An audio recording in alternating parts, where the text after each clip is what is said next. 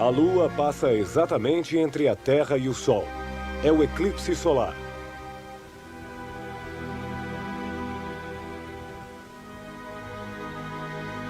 Se a Lua cobre tão bem o Sol, é porque vemos Sol e Lua do mesmo tamanho.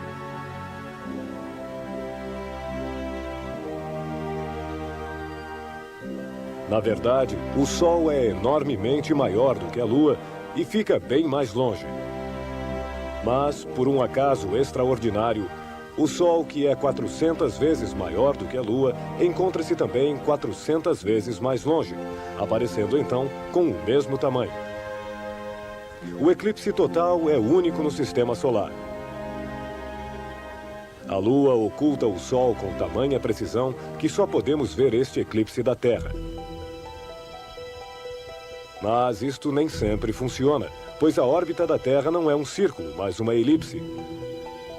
Assim como a órbita da Lua.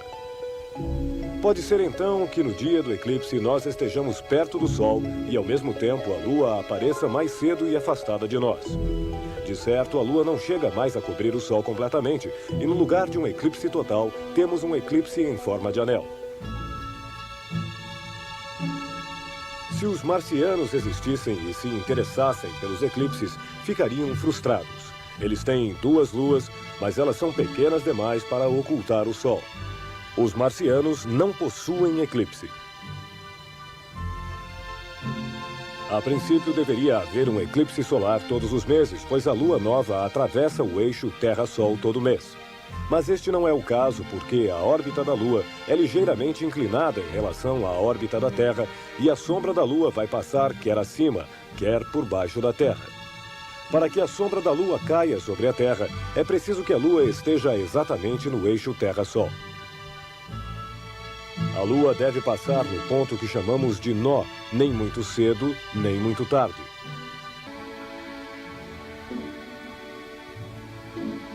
Seis meses mais tarde, após 6 luas novas, mais uma vez a Lua poderá se colocar no eixo Terra-Sol.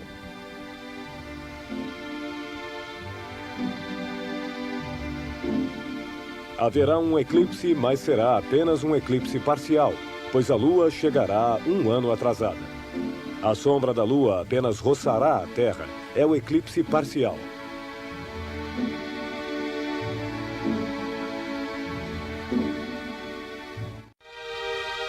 É muito raro poder observar um eclipse total do Sol. Apenas 1 ou 2 ocorrem a cada ano e como a área de sombra total é uma faixa estreita de aproximadamente 200 quilômetros de largura, é preciso muita sorte para estar no lugar certo, na hora certa. 2 semanas depois deste alinhamento, haverá um eclipse lunar, pois a Terra projeta uma enorme coluna de sombra no espaço. Uma sombra bem maior do que a Lua. Assim, 2 semanas depois do eclipse solar, a Lua vai mergulhar na sombra da Terra. Todos que estiverem na metade noite da Terra poderão ver o eclipse da Lua. Você verá a sombra da Terra, nossa sombra, aparecer sobre a Lua cheia e obscurecê-la. A Terra projeta sua sombra no espaço e arrasta consigo esse enorme pilar de 12 mil quilômetros de largura. Toda noite, quando o Sol se põe, entramos nessa sombra da Terra e nela passamos a noite. Mas, desta vez, aqui, a sombra da Terra vai se projetar sobre a Lua cheia e obscurecê-la. É o eclipse lunar e nós podemos, enfim, ver a sombra da Terra. Durante o eclipse, a Lua adquire cores. São os raios do Sol que, antes de chegar na Lua, roçam na Terra e atravessam a atmosfera que absorve todas as cores, exceto a vermelha, como no pôr do Sol. Os raios que fazem a Lua ficar vermelha são, de alguma forma, raios de Sol poente. Por que justamente na noite da Lua cheia há o eclipse? A Lua gira em torno da Terra em 4 semanas. Durante esse tempo, a sombra da Terra, do lado oposto ao Sol, se perde no espaço invisível. Esquecemos até que a Terra tem uma sombra. Quando a Lua se encontra de frente para o Sol, vemos toda a sua metade iluminada pelo Sol. É a Lua cheia. É aqui, também de frente para o Sol, que está a sombra da Terra. Portanto, é a Lua cheia de frente para o Sol que vai atravessar essa sombra. O Sol é maior do que a Terra. Isto provoca uma zona de sombra cercada por um anel de penumbra.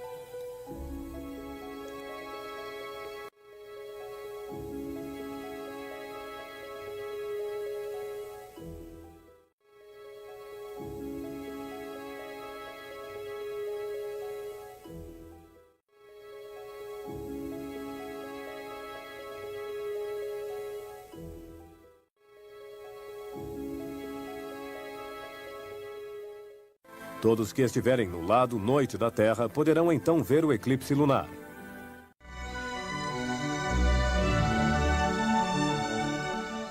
A Terra nos fornece a medida do tempo. Um dia é uma rotação completa da Terra em torno de seu eixo. Um ano é a duração da viagem da Terra em torno do Sol.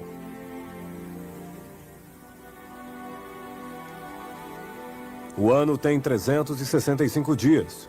Mas 365 é um algarismo muito grande para contar os dias, principalmente para nossos ancestrais que moravam em cavernas e tinham consciência do tempo que passa. Eles precisavam de um calendário simples e claro. A Lua forneceu aos homens uma medida de tempo que há milênios rege nossa vida todos os dias.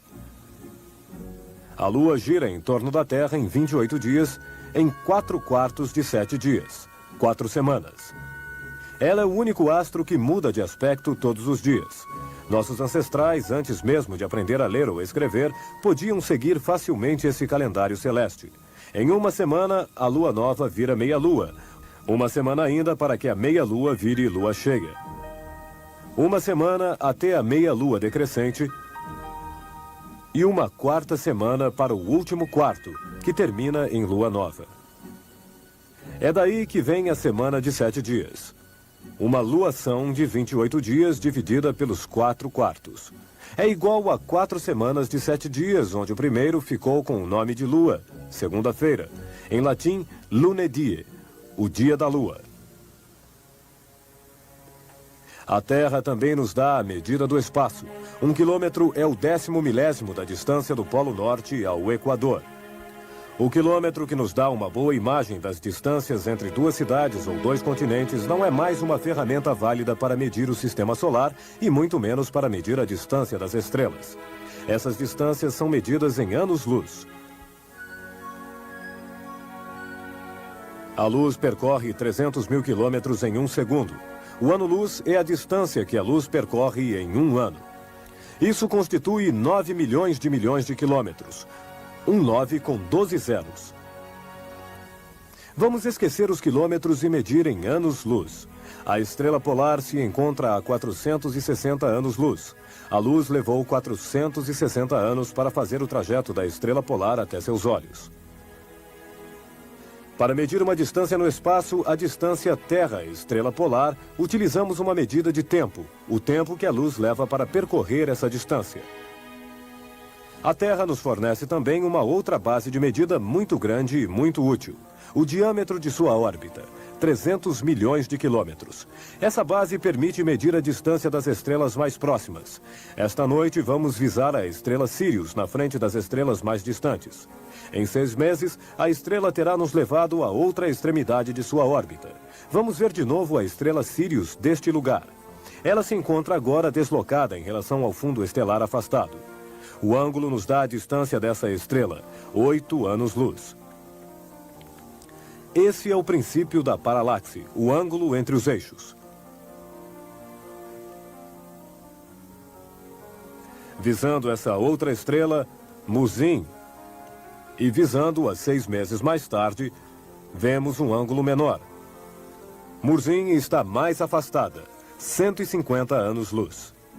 Com as referências que a Terra nos dá se deslocando em sua órbita, podemos medir a distância das estrelas e ao seu redor as estrelas nos servem de referências para medir o deslocamento dos planetas. Os grupos de estrelas, as constelações que se encontram atrás dos planetas, formam o zodíaco. Assim como a Terra avança em sua órbita, o Sol aparece sucessivamente em setores diferentes do zodíaco. Agora ele está na frente da constelação de Leão. O Sol em Leão no fim de agosto? Segundo o horóscopo, ele deveria estar em Virgem. Não se deve confundir as constelações com os signos astrológicos.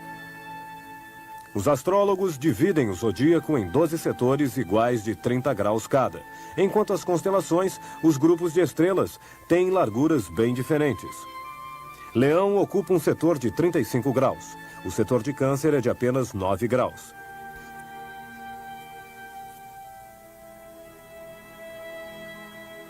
Além disso, durante os milênios, os signos astrológicos, cuja tradição vem da antiguidade, se deslocaram em relação às constelações. O signo de Leão desliza à direita e não corresponde mais à constelação de Leão. É o signo de Virgem que corresponde a ele. Resultado, hoje, para os astrólogos, o Sol se encontra no signo de Virgem, enquanto os astrônomos o veem na frente da constelação de Leão. Você faz a diferença. Nós misturamos constantemente as medidas de tempo e de espaço.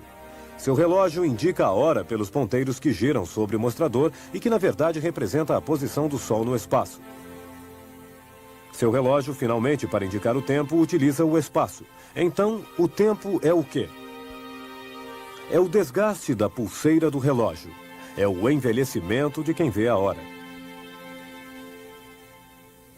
Um dia, uma volta completa em torno da Terra. É tempo ou espaço? O ano-luz é uma distância no espaço ou uma duração no tempo? Temos dificuldade em agarrar o tempo, pois ele é uma quarta dimensão que escapa de nós. Vamos imaginar um grande planeta sobre o qual vivam seres a 2 dimensões, como que recortados num papel. Eles não podem imaginar um planeta, uma esfera em 3 dimensões, já que eles só possuem 2. Eles aprenderam, como nós, que a soma dos ângulos de um triângulo é sempre 180 graus. Na verdade, se o triângulo estiver situado numa esfera, ele pode ter mais de 180 graus. Mas nossos amigos chatos não podem compreender isso. Eles são chatos e num mundo chato só existem triângulos de 180 graus. Até o dia em que eles desenharem triângulos cada vez maiores e descobrirem que um triângulo muito grande tem mais de 180 graus. Porque está numa esfera. Mas essa terceira dimensão, a da esfera, eles não podem imaginar. Então, eles criam teorias filosóficas para conciliar seu universo em 2 dimensões com esse mistério da terceira dimensão que eles começam a descobrir. Nós também, explorando o universo, sentimos que deva existir alguma coisa como uma quarta dimensão, o tempo. Um dia, talvez, nós o compreendamos. Se a Terra deixasse sua órbita para ir em direção à Lua, a nossa velocidade de 107 mil quilômetros por hora, chegaríamos lá em 4 horas. Para ir até Júpiter em linha reta, levaríamos quase 1 ano.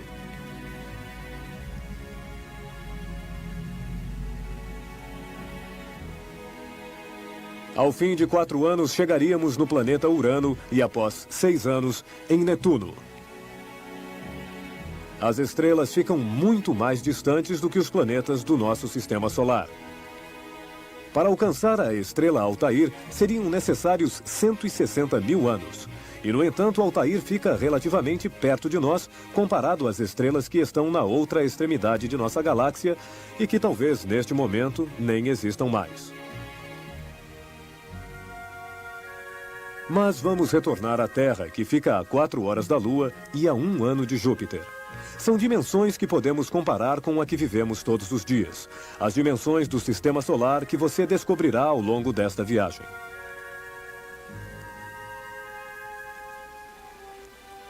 Acredita-se que a luz percorre sempre uma linha reta.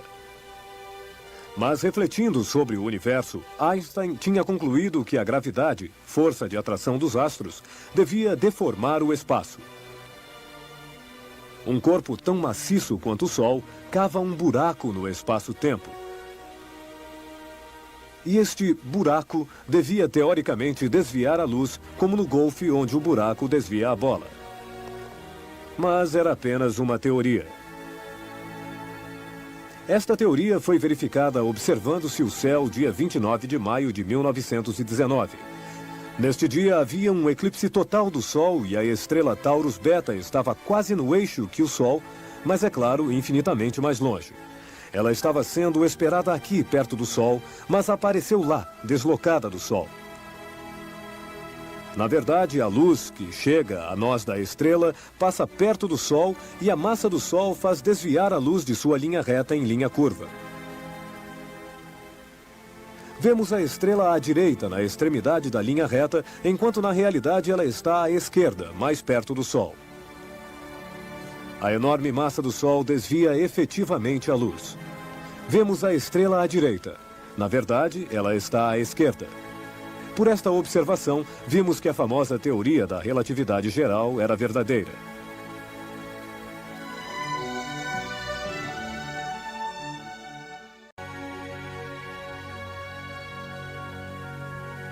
Afinal, por que a Terra é redonda?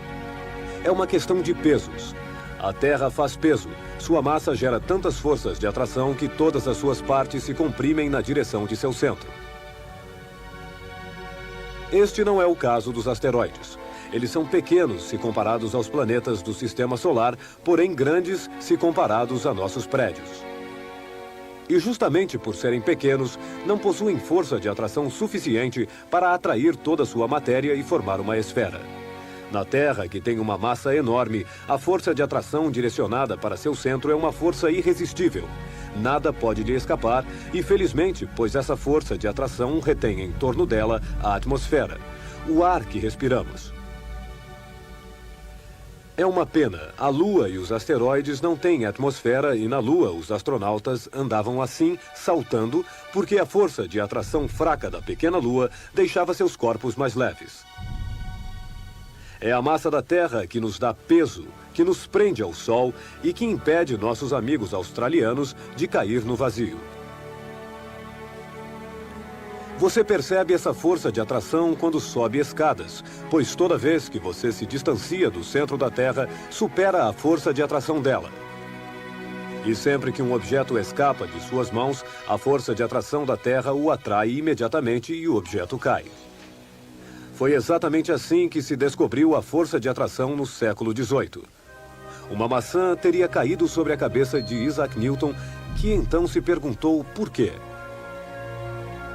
A resposta é porque a massa enorme da Terra atrai a pequena massa da maçã. Mas então, por que a Lua não cai sobre a Terra? E a Terra não cai dentro do Sol? A força de atração não é a única força que age sobre a Terra e sobre os planetas e os satélites. Os planetas, os quais são formados de um purê de matéria, receberam um forte impulso centrífugo que foge do centro.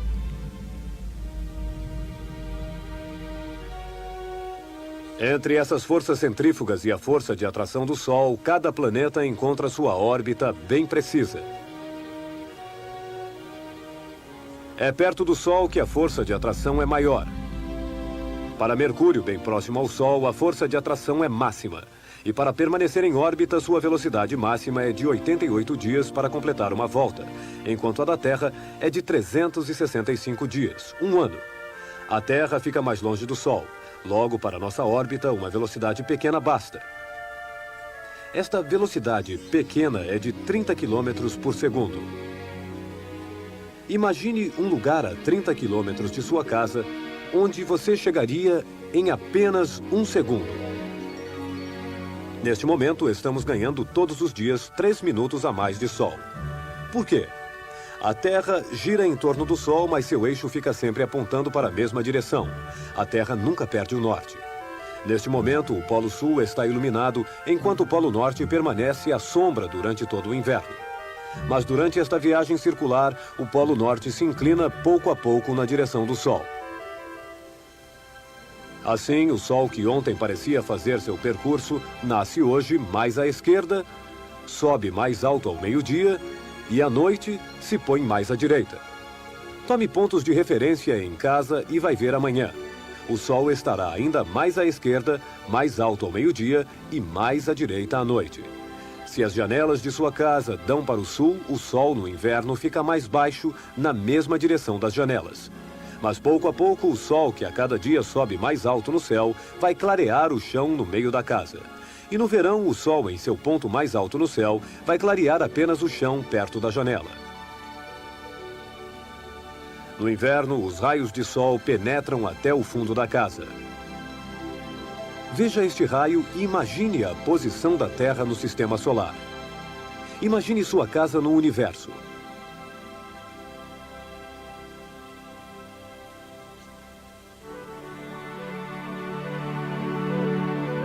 Enquanto a Terra gira em torno do Sol, seu eixo permanece inclinado na mesma direção. Este eixo é, portanto, uma boa referência para medir o tempo e saber que horas são. Podemos nos imaginar como o eixo da Terra que sai do Polo Norte como uma vara. Se desenharmos um relógio sobre o gelo, a sombra do eixo da Terra nos indicará a hora. Não é preciso ir ao Polo Norte. Podemos fazer modelos reduzidos do eixo da Terra. São os relógios de sol. No Polo Norte, a vara que prolonga o eixo da Terra estaria bem à direita, num ângulo de 90 graus. Em Estocolmo, situado a 60 graus de latitude norte, o palito, para ficar paralelo ao eixo da Terra, ficará inclinado a 60 graus. Em Paris, um pouco mais a sul, 48 graus. Em Camarões, inclinado a 15 graus. E no Equador, seria necessário deitar o palito. É o solo que fica paralelo ao eixo norte e sul da Terra, sem sombra, sem relógio de sol. Existem outros tipos de relógios de sol, mas todos são orientados em relação ao eixo norte e sul da Terra. A rotação da Terra, a qual você não sente, pode ser vista não apenas em relógios de sol, mas em todo lugar ao seu redor. Cada casa, cada árvore projeta uma sombra. É só olhar. Seguindo as sombras, você verá a rotação da Terra.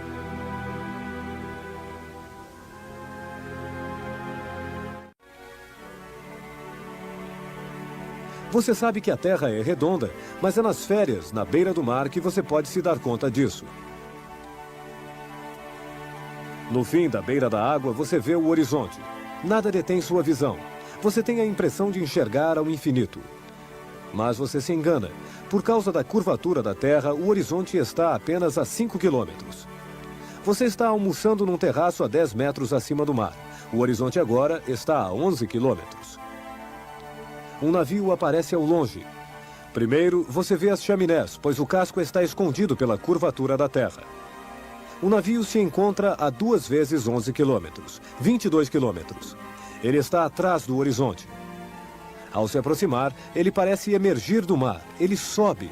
Sobe cada vez mais na direção da crista desse montículo, que na verdade é a curvatura da Terra. Você sobe na falésia, altitude 100 metros. O horizonte que você vê se encontra então a 35 quilômetros. Na montanha, vemos mais longe. O Monte Branco é visível a 200 quilômetros e se você o contempla de uma outra montanha, seu olhar chega a 400 quilômetros. Paradoxalmente, apenas 5 quilômetros na beira do mar. O horizonte livre, porém mais próximo, limita nossa visão e revela, assim, a curvatura da Terra. Quase um mês após o dia mais longo, o Sol se põe 10 minutos mais cedo. Por que o Sol poente fica vermelho? A luz do Sol é branca, mas isto que nós percebemos como branco é, na verdade, a mistura de todas as cores do arco-íris, do violeta ao vermelho. Antes de nos alcançar, a luz deve atravessar a atmosfera. A atmosfera age como um filtro que absorve uma parte da luz, principalmente do lado violeta, enquanto os raios laranjas e vermelhos passam melhor.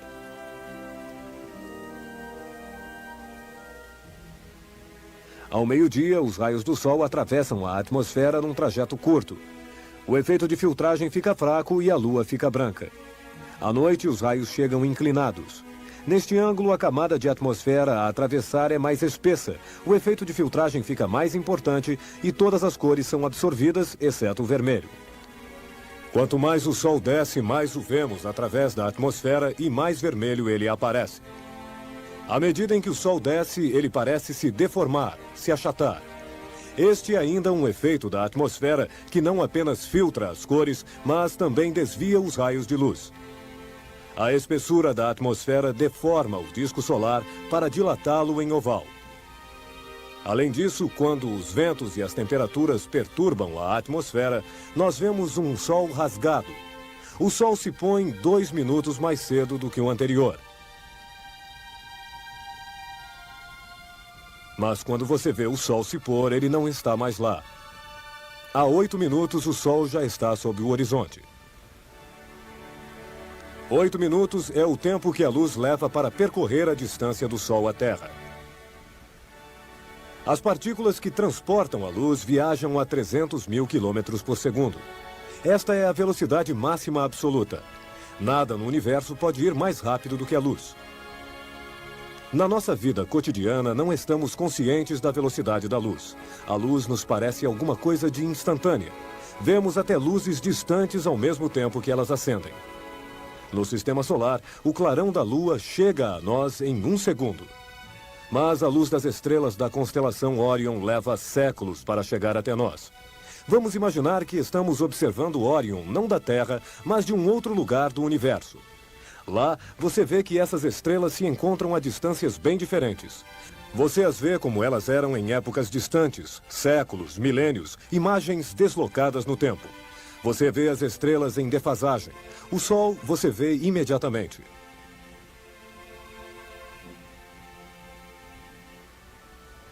O sistema solar está em suas mãos.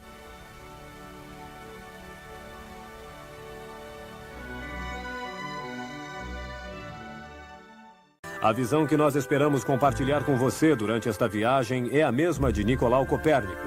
O Sol no centro e a Terra em órbita, relegada à periferia. De século em século, de descoberta em descoberta, a Terra e sua importância parecem ter diminuído. Onde estamos na galáxia? E na expansão do universo? Todas as galáxias se afastam umas das outras como uma multidão que se dispersa. Nós estamos na multidão. Perdidos? Marginalizados? Reduzidos à importância de bactérias supostas em astros distantes? Não, pois as bactérias não observam a fuga das galáxias. Nós a observamos. Estamos cientes de sua existência. E do lugar de onde observamos, de nosso ponto de vista, tudo se afasta de nós. Enquanto observamos o universo, somos seu centro. Mas como situar esse centro? Se tivéssemos que dar nosso endereço no universo, ele seria planeta, Terra, sistema solar, terceira órbita, galáxia, Via Láctea, superacúmulo de Virgem. Mas nós estamos realmente no mesmo lugar de um ano atrás? Em relação ao Sol, sim. Em relação às estrelas, quase. Pois o sistema solar inteiro se desloca na galáxia e se dirige pouco a pouco para a constelação de Hércules, acima de Escorpião. Logo, a Terra não está no mesmo lugar de um ano atrás. Ela é levada pelo Sol através da galáxia e o círculo da órbita anual da Terra em torno do Sol se desenvolve em espiral através do espaço. É assim que a Terra leva você para o ano seguinte. Para começar o ano, a Terra em sua órbita elíptica nos leva a seu ponto mais perto do Sol. Mas então por que faz tanto frio? A Terra gira de esguelha, ligeiramente inclinada. Os raios do Sol chegam em ângulos diferentes. Um raio de Sol no hemisfério norte propaga-se sobre uma superfície 3 vezes maior, esquentando 3 vezes menos. Faz frio.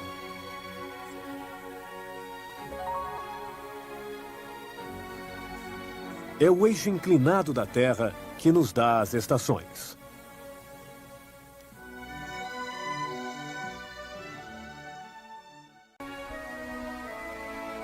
A Terra é magnética. É como um enorme ímã. Seu campo magnético tem 2 polos situados perto do Polo Norte e do Polo Sul. As agulhas de nossas bússolas se orientam na direção desses polos, dirigidas pelas linhas de forças do campo magnético da Terra. Nós não vemos este campo magnético e nada o perturba. O Sol não para de emitir partículas no espaço. É o vento solar. O Sol gira, as partículas se afastam dele em espiral numa velocidade que, ao fim de 5 dias, as faz chegar perto da Terra. As partículas batem no campo magnético da Terra e são desviadas. Quando o fluxo é intenso, as partículas seguem as linhas de força magnética, penetram no campo magnético, perturbam nossas comunicações de rádio e telefone e atingem frequentemente nossas zonas polares. Lá, elas provocam reações espetaculares, as auroras boreais.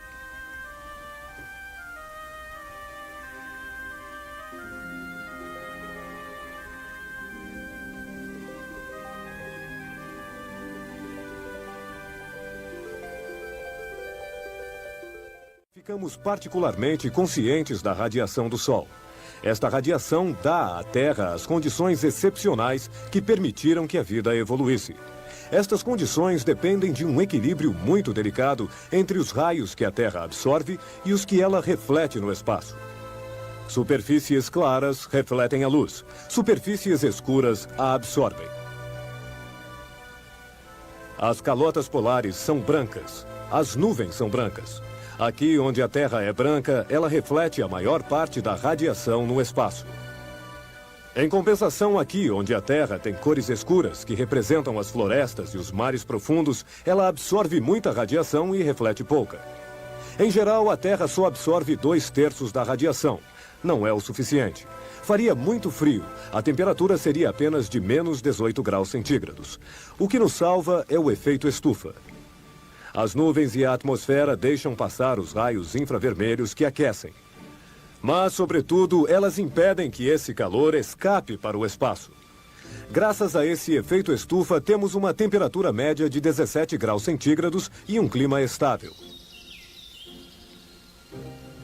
E a poluição? Ela poderia reforçar o efeito estufa. Em nossa atmosfera, rica em oxigênio, essa radiação máxima do Sol acarreta a formação do ozônio. Existe o ozônio útil e o ozônio nocivo. A baixa altitude, sobretudo pelo forte calor, o oxigênio misturado ao gás carbônico produz o ozônio, que é nocivo quando o respiramos. A alta altitude, em compensação, o ozônio é um filtro ativo que absorve os raios ultravioleta que o Sol nos bombardeia. Sem esse filtro protetor, ficaríamos cozidos, queimados e esterilizados pelos raios ultravioleta. Na camada de ozônio que nos protege, constataram-se furos, principalmente acima do Polo Sul. Ainda não se sabe se se trata de flutuações periódicas naturais ou de uma destruição progressiva. Por cautela, limita-se a utilização de substâncias que poderiam prejudicar a camada de ozônio, sobretudo o cloro do aerosol. O ozônio tem, portanto, 2 efeitos diferentes. Causado pelo gás carbônico, o ozônio é nocivo ao ar que respiramos. Mas em alta altitude, o ozônio é útil, vital quando exposto aos raios do Sol. Raios que nos ameaçam, mas que ao mesmo tempo nos mantêm vivos.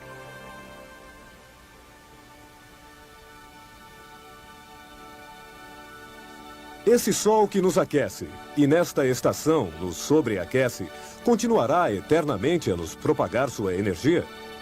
Eternamente não, mas o suficiente para a espécie humana.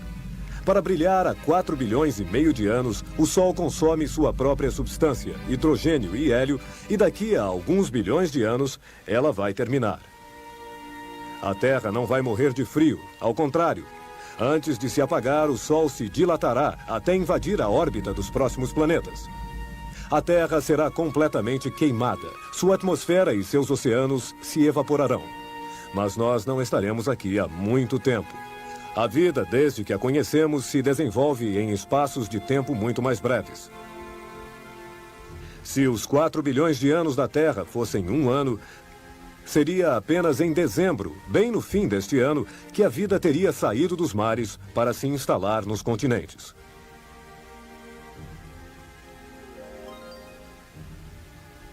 Quanto à espécie humana, fizemos nossa primeira aparição dia 31 de dezembro, 1/4 de hora antes da meia-noite.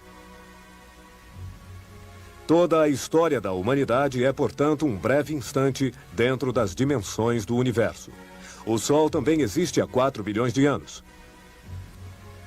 Presos entre um passado e um futuro infinitamente maiores do que nós, vamos dar mais valor ao presente.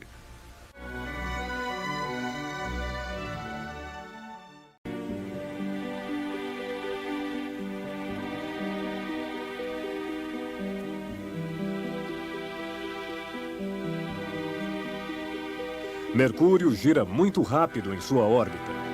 Mas, por sua força de atração, o Sol travou a rotação de Mercúrio.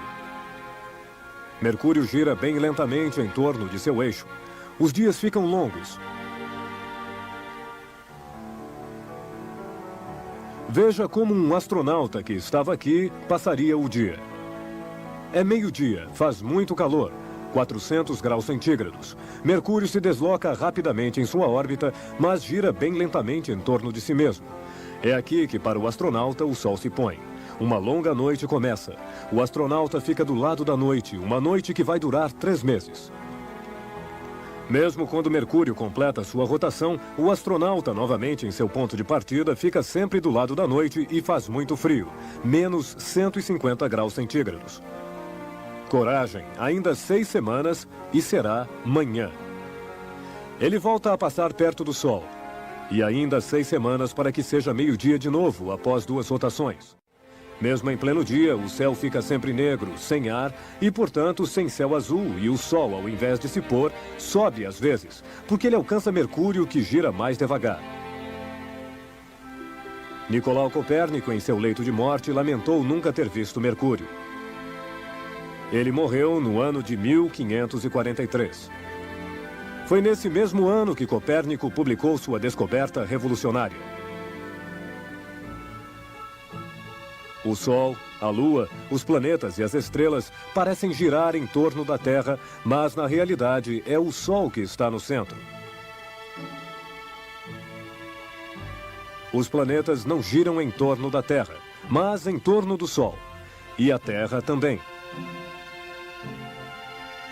Com o Sol, a Lua e os astros que giram em torno de nós, acreditávamos estar no centro do universo. Com a descoberta de Copérnico, nos vemos relegados à periferia.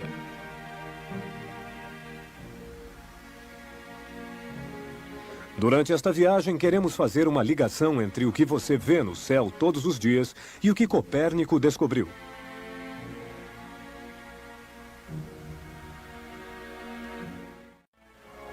Marte fica próximo a nós.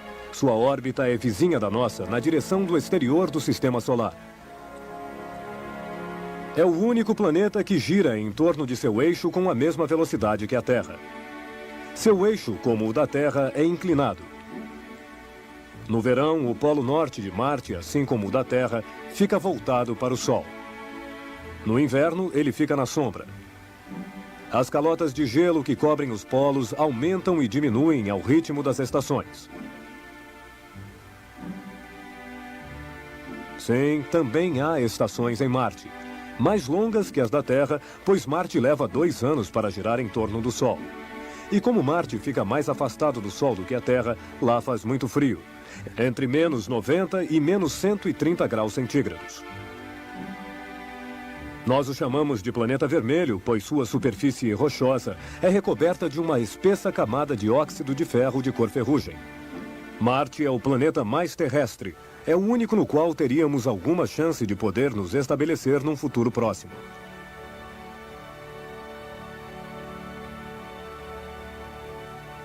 Por enquanto, só mandamos robôs para lá. Um festival de alta tecnologia. Mas, para o itinerário, teremos recursos devido a cálculos do século XVII. Os de Johannes Kepler, que descobriu que quanto mais próximos ao Sol, mais rapidamente os planetas giram. No Sistema Solar não viajamos em linha reta, mas em órbitas mais ou menos elípticas. Para a nave espacial com destino a Marte, é preciso criar uma órbita que se adapte perfeitamente entre as órbitas naturais da Terra e de Marte. Para que as condições sejam favoráveis, é preciso que Marte esteja na nossa frente. Como ele gira mais devagar do que a Terra, os astronautas poderiam alcançá-lo onde sua órbita encontra a órbita de Marte. A duração da viagem é estimada em 9 meses. Os astronautas teriam, então, vários meses para explorar o planeta vermelho, esperando que a Terra e Marte se posicionassem favoravelmente para o retorno. A viagem de retorno será mais rápida do que a de ida. Reaproximando-se da Terra e, portanto, do Sol, a velocidade da nave espacial aumentará como se os astronautas descessem de uma montanha. Johannes Kepler tinha calculado essa velocidade no século XVII. Vênus é tão brilhante que você pode, às vezes, percebê-lo em pleno dia, onde o ar é bem puro. No deserto, nas montanhas, ou se você pegar um avião. Por que Vênus é tão brilhante? Ele está perto de nós, aparecendo então maior do que os outros astros mais afastados. O planeta Júpiter fica mais afastado, é menos brilhante. Vênus, como Júpiter, como todos os outros planetas, não brilha. Ele nos envia a luz do Sol. Ele nos envia até mais luz, pois está mais perto do Sol do que nós e recebe uma iluminação mais forte, mas também porque ele é recoberto por uma camada espessa de nuvens brancas que refletem intensamente os raios do Sol. Essa bruma esconde a superfície de Vênus. São os radares das sondas espaciais que nos revelam essas montanhas e vales venusianos. Lá faz um calor de derreter chumbo. A atmosfera muito densa impede que o calor acumulado por Vênus escape para o espaço. Este é o efeito estufa. Na Terra, também conhecemos o efeito estufa. Nossa atmosfera, menos densa que a de Vênus, detém a radiação do calor pelo espaço e nos protege de flutuações violentas de temperatura entre dia e noite, entre verão e inverno. Em Vênus não há verão nem inverno. Os raios do Sol batem sempre no mesmo ângulo, pois o eixo de Vênus é quase reto em sua órbita. Sob as nuvens, os venusianos, se existissem, nunca veriam as estrelas e seu planeta vizinho, a Terra. Mas Vênus também tem uma outra particularidade. Vênus gira em sentido inverso de todos os outros planetas e bem lentamente. A Terra leva 24 horas para uma rotação em torno de seu eixo. Júpiter, 10 horas. Vênus, 8 meses. Ligeiramente mais tempo do que o que ele leva para girar em torno do Sol. O que aconteceu? A atmosfera densa que rodeia Vênus sofreu um efeito de maré parecida com a maré dos oceanos que cercam a Terra. A força de atração do Sol atrai a atmosfera de Vênus numa tormenta de maré. Tão deformado, Vênus ralentou sua rotação.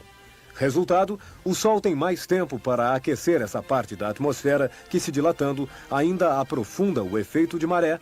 Daí Vênus ralentar.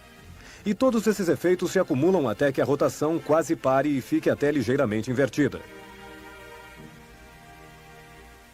Um fenômeno misterioso se produz toda vez que Vênus e a Terra mais se aproximam.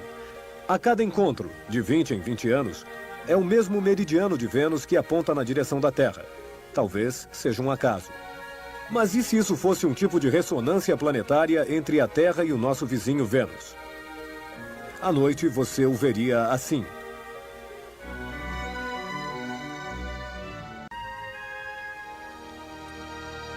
A luz do Sol leva apenas 8 minutos para chegar a nós. O Sol e os planetas estão bem perto de nós. São a nossa vizinhança. Com as estrelas é uma outra história. Tomemos como exemplo Órion, uma das grandes constelações visíveis, apesar da poluição luminosa das cidades, que faz a maior parte das estrelas desaparecer.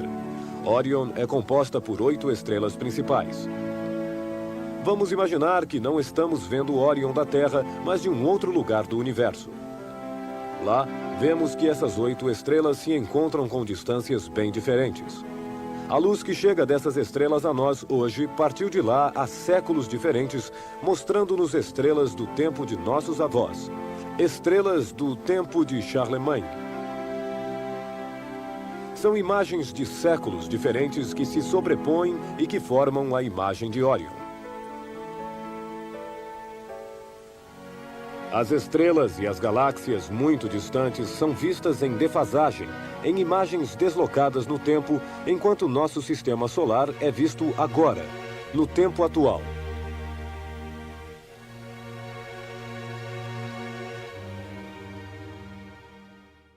Os cometas são menos confiáveis do que nossos vizinhos, os planetas, os quais nós sabemos exatamente onde estão hoje e onde estarão no futuro.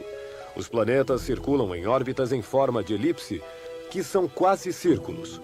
Os cometas também giram em torno do Sol, mas em órbitas excêntricas, em forma de elipses alongadas.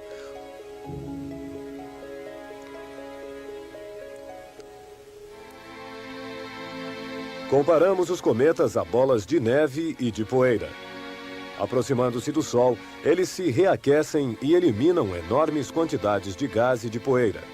Iluminados pelo Sol, estas matérias eliminadas formam a cauda do cometa, que se estica no céu sempre do lado oposto ao Sol. Mas é difícil predizer a quantidade de gás que o cometa vai eliminar, assim como se ele vai estar mais ou menos visível. Imagina-se que os cometas tenham sido formados na mesma época da Terra e dos planetas há 4 bilhões e meio de anos na região das órbitas de Saturno e Urano. Os cometas são bolas de neve e de poeiras, as quais não estariam coladas nem nos planetas, nem, por exemplo, nos anéis de Saturno. Depois, os planetas gigantes Júpiter e Saturno teriam provocado perturbações, e essas bolas de neve suja teriam sido eliminadas aos limites do sistema solar na direção de uma bolha distante, chamada nuvem de Oort, que contém bilhões de núcleos de cometas.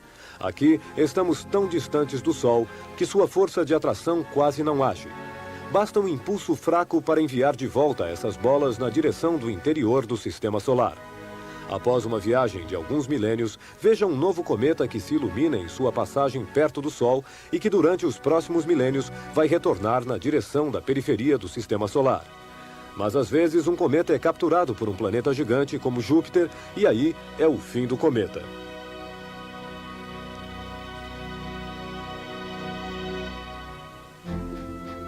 Existe um cometa que nós conhecemos há muito tempo, o cometa Halley. Ele passa perto do Sol e da Terra a cada 76 anos. Depois, ele se afasta para além da órbita de Netuno. Suas passagens nos mostram a história acelerada. 3 séculos antes de Jesus Cristo, o cometa é observado pelos astrônomos chineses. Século XI, ele surge para Guilherme, o conquistador que embarca para a Inglaterra. Século XIV, o cometa inspira o pintor Giotto.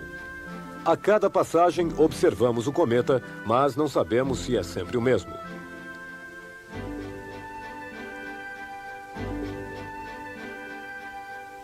No século XVII, o astrônomo Edmund Halley calculou sua próxima aparição, 76 anos mais tarde. Infelizmente, ele já não estava mais lá para ver. Mas quando o cometa reapareceu, seus alunos lembraram e lhe deram o nome de Halley. Desde então, o cometa só deu 4 voltas. Isto nos dá a medida de nosso sistema solar. Os 76 anos que Halley leva para percorrer sua órbita é mais ou menos nossa média de vida. Os mais jovens verão o cometa Halley passar novamente em 2062.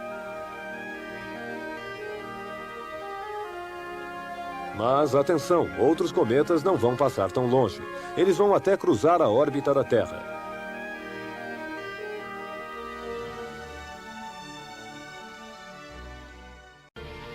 Órion é uma boa referência para se dar conta da viagem da Terra.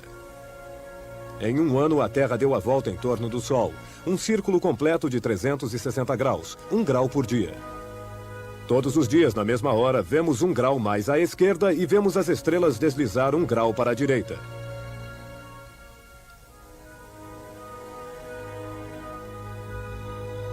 A Terra continua sua viagem. 2 meses se passaram. Para achar Órion, é preciso olhar para a direita, na direção sudoeste. E dentro de 2 meses, quando a Terra ainda terá avançado em sua órbita, Órion estará atrás do Sol. É óbvio que não poderemos mais vê-la.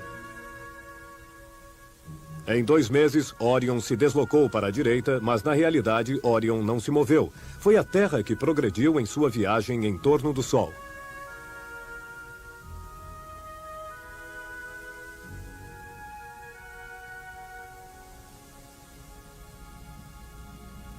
A passagem do cometa Hale-Bopp nos mostrou que o sistema solar não se limita aos planetas. Astros desconhecidos podem surgir a todo momento como novos cometas ou asteroides. São pequenos astros que formam o cinturão de asteroides situado entre as órbitas de Marte e Júpiter. Como eles se formaram? Há muito tempo consideramos os asteroides como fragmentos de um planeta que teria sido destruído por uma colisão. Atualmente, achamos que seja preciso retornar ao nascimento do Sistema Solar. Os asteroides teriam os restos de matéria interestelar que não ficam aglomerados para formar planetas e que gravitam em Marte e Júpiter. Bilhões de asteroides circulam em órbitas desordenadas e excêntricas. Eles são um pouco os motoristas do espaço.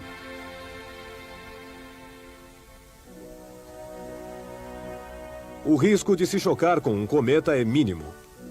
Já com um asteroide é maior. Eles existem em todos os tamanhos. Pequenos meteoritos que se inflamam na atmosfera e se consomem sem alcançar o Sol.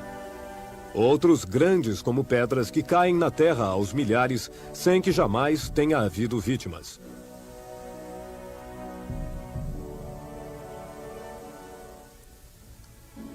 Um asteroide do tamanho de um prédio caiu em 1908 na Sibéria, destruindo 2.000 quilômetros de florestas. Mas existem outros ainda maiores, do tamanho de uma montanha ou de uma ilha. Radares cada vez mais sofisticados descobrem todos os dias novos asteroides geocruzadores, asteroides que cruzam a órbita da Terra. O asteroide Gaspra é grande como a ilha de Jersey. Se a Terra entrasse em colisão com um asteroide deste tamanho, toda a vida na Terra seria destruída.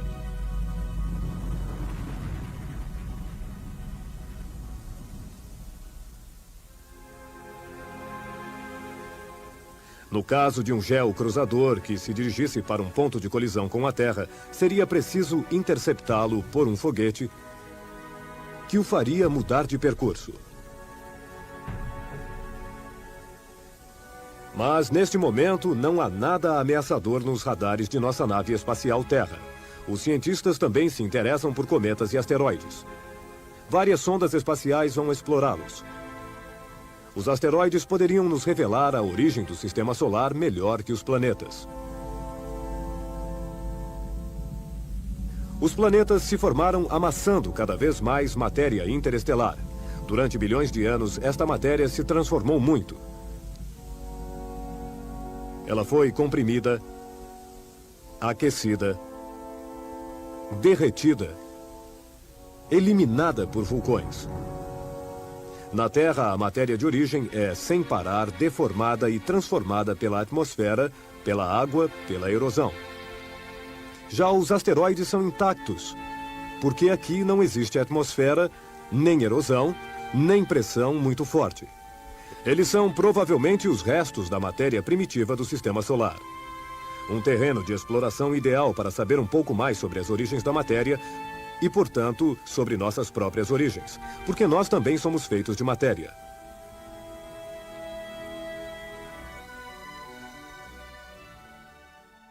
Esta viagem é feita sobre uma bola que gira em torno de seu eixo. Você vê a Terra girar. Você vê as horas passando nos relógios de sol. Eles são, de alguma forma, um modelo reduzido do eixo da Terra. Quando a Terra gira, a sombra marca a hora e a rotação da Terra. Outras referências mostram a rotação da Terra. A sombra de uma árvore que se desloca durante o dia, ou os raios de sol que entram pela janela e que deslizam lentamente sobre o solo. É assim que todos os dias, a toda hora, sem instrumentos astronômicos, você pode ver a Terra girar. Mas a rotação da Terra impede a observação do céu. Nós somos acompanhados pelos planetas, mas temos dificuldade em observar seus movimentos. Se a Terra avançasse em sua órbita sem girar em torno de si mesma, como um trem em seu trilho, teríamos todo o tempo para ver à nossa direita os planetas cuja velocidade dobramos. Por exemplo, Marte e à nossa esquerda Mercúrio ou Vênus, os planetas que giram mais rápido. Mas a Terra é um enorme carrossel que, avançando, gira em torno de seu eixo. Tudo parece girar, pois nosso campo de visão gira com a Terra e nós vemos o Sol atravessar o céu. Mas isso é apenas o efeito da rotação da Terra. E à noite, a rotação da Terra faz desfilar perante você Lua, planetas, estrelas e impede que você possa distinguir os verdadeiros movimentos dos astros. Devido à rotação da Terra, vemos o céu como um piloto tentando aterrissar sobre a pista enquanto o avião parte em disparada. Seria preciso estabilizar nosso campo de visão. Por exemplo, para observar e compreender o verdadeiro movimento da Lua, você precisa se liberar dos efeitos da rotação da Terra, tomando referências. No horizonte, na calçada de sua rua, sobre o edifício em frente à sua casa, e lá observe a passagem da Lua. A Lua que atravessa o céu da esquerda para a direita não é o verdadeiro movimento da Lua, é o efeito da Terra que gira. Você verá o verdadeiro movimento da Lua amanhã à noite, quando ela estará a 2 palmos mais à esquerda que a anterior e no dia seguinte, ainda mais à esquerda. Esse deslocamento de uma noite a outra mostra que a Lua gira em torno da Terra e em 29 dias, pouco menos de um mês, após uma volta completa, ela voltará novamente para sua referência desta noite. Durante esse tempo, a Terra continua sua viagem em torno do Sol. Como ver esse movimento?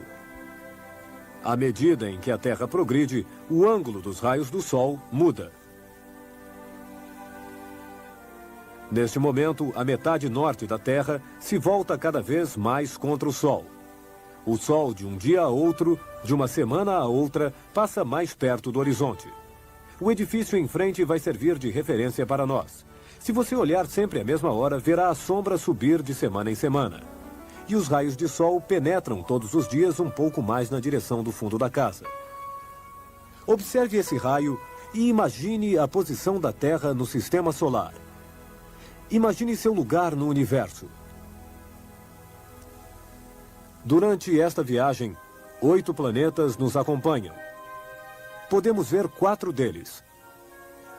Vênus, nosso vizinho na direção do interior, do lado do Sol. Marte, nosso vizinho na direção do exterior. Júpiter, muito distante, porém muito brilhante. E Saturno, ainda mais longe. Como os planetas giram em suas órbitas com velocidades diferentes, eles mudam constantemente de posição no céu. Eles giram muito rápido. Vênus a 125 mil quilômetros por hora. Mercúrio a 180 mil quilômetros por hora. Mas como nós os vemos de muito longe, seus deslocamentos gigantescos se tornam muito pequenos e parecem muito lentos. Nós não conseguimos perceber movimentos muito lentos. Então, como ver os movimentos dos planetas? Para ver uma flor desabrochar, devemos artificialmente acelerar seu movimento. Aqui na sua tela, nós estamos acelerando os movimentos dos planetas para mostrá-los a você. Na realidade, você pode, de qualquer maneira, acelerar os movimentos dos planetas. Tome referências. Uma árvore, uma casa, e depois compare a progressão dos planetas de uma semana a outra. Vênus, Marte e Júpiter. Você verá seu deslocamento, poderá imaginar suas órbitas e ver o funcionamento do sistema solar. Uma volta completa da Terra em torno do Sol constitui os 360 graus que a Terra percorre 365 dias, portanto, 1 grau por dia. De uma noite a outra, as estrelas aparecem 1 grau mais à direita. Mas toda noite a rotação da Terra faz oscilar todo o céu com todas as estrelas. Então, como perceber esse deslocamento cotidiano tão pequeno de 1 grau? Tomando referências. Árvores no horizonte, o teto de um edifício, a calçada da rua e uma referência no tempo, a mesma hora todas as noites. Se você olhar todos os dias à mesma hora para a mesma direção, encontrará a Terra na mesma posição que a anterior e verá o deslocamento das estrelas. Você não vai mais ser incomodado pela rotação da Terra. Liberado do efeito de rotação, você poderá ver de uma noite a outra ou de uma semana a outra a progressão da Terra em sua órbita. Ela desenha nesse pequeno deslocamento das estrelas toda noite um palmo de mão toda semana. Para entender os movimentos dos astros, não são necessários instrumentos sofisticados. Basta tomar referências. E são de graça. Nos aproximamos do fim de fevereiro. Na Roma Antiga, o fim de fevereiro era o fim do ano e, desde a época de Júlio César, a cada 4 anos após o dia 28 de fevereiro, adicionamos um dia, 29 de fevereiro. Por quê? A resposta é porque o tempo que nós levamos para percorrer nossa órbita não é de 365 dias, mas de 365 dias e um quarto de dia. A Terra chega no fim do dia 28 de fevereiro aqui. Ela precisa de um quarto de dia para completar um ano. A Terra continua seu percurso. E como ela começou esta nova viagem com um deslocamento de um quarto de dia, ao fim de um ano, quando ela volta para o dia 28 de fevereiro, ficam faltando 2 quartos de dia, meio-dia. Um ano depois, 3 quartos de dia. E no quarto ano, 4 quartos. Falta um dia inteiro. De 4 em 4 anos, para compensar o ritmo diário da Terra e sua viagem anual, acrescentamos o famoso 29 de fevereiro. De 4 em 4 anos, temos então um ano de 366 dias, um ano bissexto, que tem 2 6. 3, meia, meia, para evitar que nosso calendário se desloque de ano em ano. É assim que funciona o calendário juliano, instaurado por Júlio César. Se não acrescentássemos o dia 29 de fevereiro de 4 em 4 anos, o mês de março começaria um dia mais cedo. Ao fim de um século, já teríamos um mês de deslocamento entre o calendário e as verdadeiras estações. Comemoraríamos a Páscoa em pleno inverno e o Natal no dia de Todos os Santos, e a confusão aumentaria de século em século. Graças a Júlio César, isso não acontece. Mas, na verdade, o dia 29 de fevereiro não resolve tudo. Infelizmente, no calendário juliano, o acréscimo do dia 29 de fevereiro adicionou 38 minutos a mais. Ao fim do século XVI, tínhamos acumulado 10 dias a mais. Então, o Papa Gregório XIII suprimiu esses 10 dias e passamos diretamente do dia 4 ao dia 15 de outubro.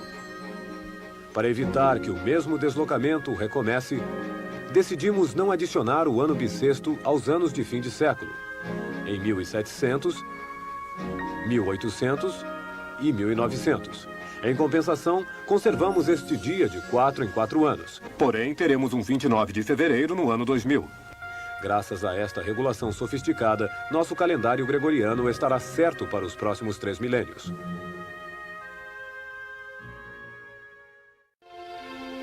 Na Terra, a necessidade de medir o tempo e de prever as estações apareceu com o cultivo do solo.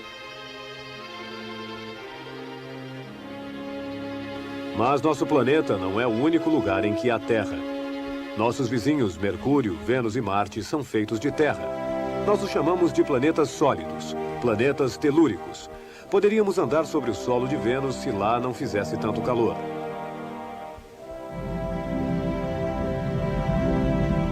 Um dia, certamente andaremos sobre o solo pedregoso de Marte.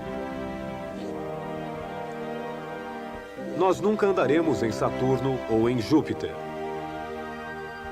Talvez estes grandes planetas tenham núcleos de rocha ou de metal, mas são essencialmente constituídos de gás. No futuro próximo, nossa única chance de aterrissar em outros planetas é Marte. Mas primeiro, temos que cuidar bem do nosso planeta Terra, o único lugar do Sistema Solar onde podemos viver. Nos aproximamos do fim de fevereiro. Na Roma Antiga, o fim de fevereiro era o fim do ano e desde a época de Júlio César, a cada 4 anos após o dia 28 de fevereiro, adicionamos um dia, 29 de fevereiro. Por quê? A resposta é porque o tempo que nós levamos para percorrer nossa órbita não é de 365 dias, mas de 365 dias e um quarto de dia. A Terra chega no fim do dia 28 de fevereiro aqui. Ela precisa de um quarto de dia para completar um ano. A Terra continua seu percurso. E como ela começou esta nova viagem com um deslocamento de um quarto de dia, ao fim de um ano, quando ela volta para o dia 28 de fevereiro, ficam faltando 2 quartos de dia, meio-dia. Um ano depois, 3 quartos de dia. E no quarto ano, 4 quartos. Falta um dia inteiro. De 4 em 4 anos, para compensar o ritmo diário da Terra e sua viagem anual, acrescentamos o famoso 29 de fevereiro. De 4 em 4 anos, temos então um ano de 366 dias, um ano bissexto, que tem 2 6. 3, meia, meia, para evitar que nosso calendário se desloque de ano em ano. É assim que funciona o calendário juliano, instaurado por Júlio César. Se não acrescentássemos o dia 29 de fevereiro de 4 em 4 anos, o mês de março começaria um dia mais cedo. Ao fim de um século, já teríamos um mês de deslocamento entre o calendário e as verdadeiras estações. Comemoraríamos a Páscoa em pleno inverno e o Natal no dia de Todos os Santos, e a confusão aumentaria de século em século. Graças a Júlio César, isso não acontece. Mas, na verdade, o dia 29 de fevereiro não resolve tudo. Infelizmente, no calendário juliano, o acréscimo do dia 29 de fevereiro adicionou 38 minutos a mais. Ao fim do século XVI, tínhamos acumulado 10 dias a mais. Então, o Papa Gregório XIII suprimiu esses 10 dias e passamos diretamente do dia 4 ao dia 15 de outubro. Para evitar que o mesmo deslocamento recomece, decidimos não adicionar o ano bissexto aos anos de fim de século, em 1700, 1800 e 1900. Em compensação, conservamos este dia de 4 em 4 anos. Porém, teremos um 29 de fevereiro no ano 2000. Graças a esta regulação sofisticada, nosso calendário gregoriano estará certo para os próximos 3 milênios.